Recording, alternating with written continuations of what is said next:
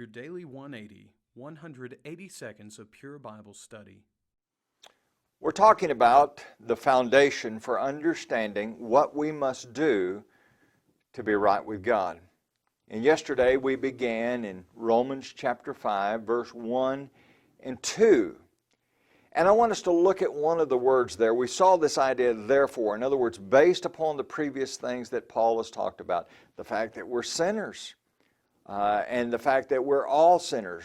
Romans chapter 3 and verse number 23. Romans chapter 4, Abraham had active, obedient faith. And now he says, therefore, being justified by faith. That is a beautiful word. The old-time preachers used to say it this way. To be justified is just as if I'd never sinned. It's a legal term. It means to be found innocent. Can I share a silly little illustration with you, but I think it will help you get the point.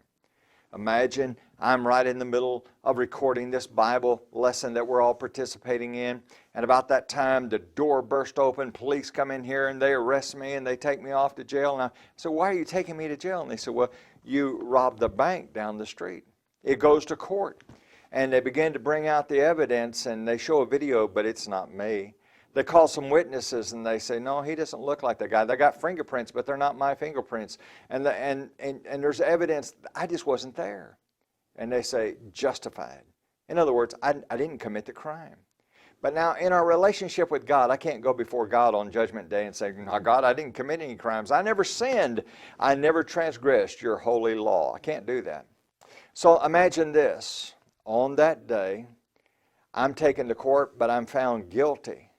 Is it hopeless? Well, suppose that I go to prison, I'm found guilty, but the governor of the state says, you know what, there are some special circumstances here, and I'm going to extend a pardon to this individual. And when he extends that pardon, the record is wiped clean. You see, here's the reality is when God pardons us, when we do what God expects us to do, He says, I'll pay the price. Now, God expects us to do certain things. We're going to see that as we progress in this study. But by no means do I earn my salvation. But when I do what God calls upon me to do, every sin is wiped out. What a beautiful, wonderful concept. I hope you'll continue to study with us and let us help you in any way that we can.